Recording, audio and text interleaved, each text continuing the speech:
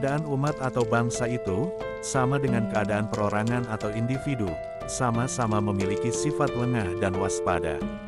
Kadang-kadang sifat kelengahan, lebih menguasai pada umat, hingga membuat mereka beku dan tertinggal. Akan tetapi, kadang-kadang sifat kewaspadaan lebih menonjol, dan membuat mereka semangat, hingga selalu sadar dan waspada. Kedua sifat ini senantiasa bersaing, dan berebut posisi. Dua sifat itu tidak dapat berkumpul, dan tidak akan berkumpul pada satu orang, dan di antara keduanya tidak bisa saling mereda. Hal itu disebabkan keduanya berlawanan, dan dua perkara yang berlawanan, pasti tidak dapat berkumpul dalam satu tubuh. Kemenangan yang dicapai dua sifat ini, mempunyai beberapa sebab. Sebab-sebab ini mungkin berbeda lahirnya, tetapi hakikat sama.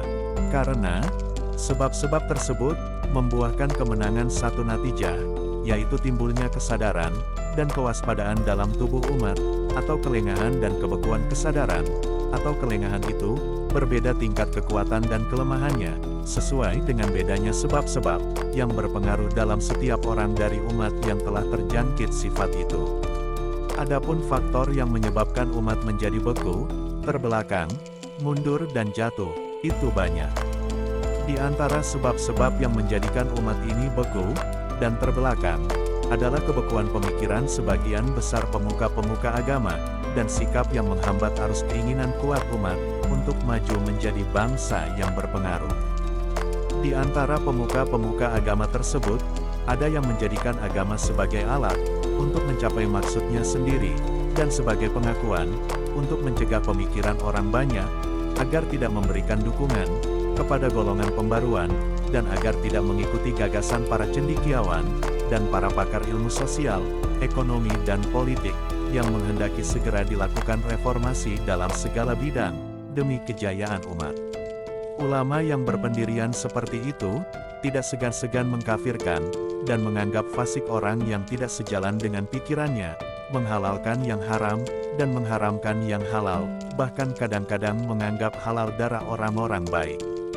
Semua itu merupakan akibat keterbatasan pengetahuan, atau kebodohan mereka, karena mereka tertipu oleh nafsunya sendiri, atau kelemahan akhlak mereka, apabila mereka mau memahaminya.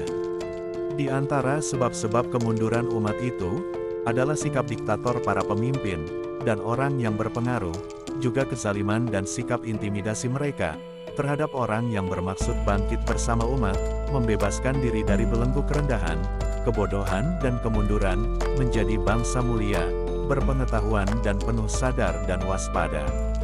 Di sini, masih ada lagi sebab-sebab lain, selain yang tersebut tadi, yang tidak mungkin diungkapkan dalam video ini. Sebab-sebab lain ini, sebagaimana sebab-sebab yang telah diuraikan, dapat menyebabkan kemunduran, dan kebekuan umat, serta mendorongnya pada kehinaan dan ketertinggalan. Itulah keadaan umat, ketika sedang dalam kelengahan atau ketidaksadaran. Ketidaksadaran inilah, yang membuat mereka dalam belenggu penguasa yang hina. Adapun keadaan umat ketika sadar, dan waspada, tentu tidak sama dengan yang telah disebutkan sebelumnya, sebab, umat yang berada dalam kesadaran, dan kewaspadaan, saat itulah mereka menjadi umat atau bangsa terhormat, tinggi kedudukannya, disegani, kuat, dan diperhitungkan suaranya, serta luas kekuasaannya. Suatu umat atau bangsa, tidak dapat berada dalam keadaan seperti itu, kecuali didahului oleh sebab-sebab, yang bisa mengantarkan mereka pada tujuan atau kejayaan yang telah diterangkan sebelumnya. Sebab-sebab yang membuat umat memperoleh kejayaan itu, banyak sekali. Di antara sebab-sebab itu adalah, tampilnya orang-orang yang berjiwa besar di tengah umat itu sendiri, yang merasa sakit hati, atau sedih, melihat umatnya dalam kebodohan, keterbelakangan dan kemunduran. Orang-orang tersebut lalu bangkit, menanamkan di kalangan umat, nilai cita-cita yang luhur, dan cara-cara membebaskan diri, dari hal-hal yang membahayakan, menghidupkan semangat mereka, dalam mempersiapkan diri, dan berjuang mencapai kedudukan yang luhur. Jika tiba waktunya mereka telah siap, maka mereka dapat mendorong atau menekan para penguasa, pejabat dan orang-orang penting, yang bertindak sewenang-wenang, agar segera mengubah keadaan masyarakat yang telah rusak menjadi lebih baik. Dengan cara seperti inilah, hambatan-hambatan yang menghalangi kemajuan umat dapat tersingkirkan. Manakala maksud tersebut telah terselesaikan, atau sudah menghentikan kediktatoran penguasa, maka orang-orang berjiwa besar tersebut menyadari bahwa apa yang baru berhasil mereka lalui masih belum apa-apa jika dibandingkan dengan rintangan-rintangan yang bakal menghadang mereka dalam perjuangan memperbaiki umat. Sebab, menyingkirkan kezaliman, kesewenang-wenangan, dan reformasi sosial dan politik itu sama sekali belum cukup mengangkat derajat umat jika mereka itu masih tetap bodoh dan tertinggal. Sesungguhnya menyingkirkan kebodohan umat adalah persoalan yang lebih berat daripada menghilangkan kezaliman pemerintah, dan sesungguhnya ketertinggalan dan kebekuan umat juga merupakan hambatan berat dalam usaha menjadikan mereka hidup terhormat dan disegani. Rintangan kedua ini lebih sulit dihadapi daripada para penguasa diktator dan pemuka-pemuka agama yang kolot dan jumut. Apabila orang-orang terkemuka yang memperjuangkan umat itu mengetahui rintangan-rintangan yang mesti mereka hadapi, maka mereka harus berpikir tentang cara-cara menghilangkan kebekuan dan kebodohan umat. Juga paling cocok untuk itu, tidak lain adalah dengan cara mengabarkan gerakan revolusi atau perubahan moral, yang dapat membasmi moral penguasa yang bejat, tatanan peraturan-peraturan, dan kebiasaan-kebiasaan yang berbahaya. Cara yang paling ampuh adalah gerakan ini, selain daripada penyebaran berita-berita yang benar, bebas dan jujur, yang tidak punya tujuan menjual kemuliaan, dan harga diri dengan imbalan upah yang tidak berarti, yang diterima oleh penulis berita-berita dengan cara tidak terpuji dan curang.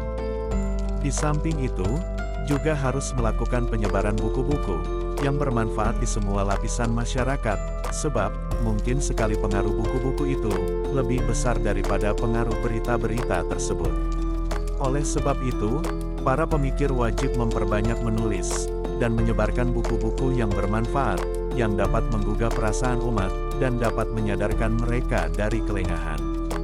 Hendaknya para cendekiawan tersebut mendukung berita-berita nasional yang jujur dan majalah-majalah yang bermanfaat dengan tulisan-tulisan mereka.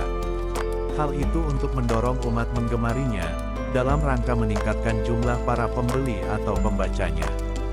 Dengan cara itulah umat akan terus berjalan menuju kejayaan dan kebahagiaan.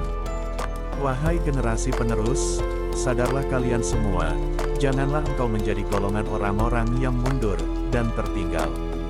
Bacalah berita-berita yang nasionalismenya kental, dan bacalah buku yang berbobot bahasanya, pasti kalian semua menjadi orang-orang yang berjaya.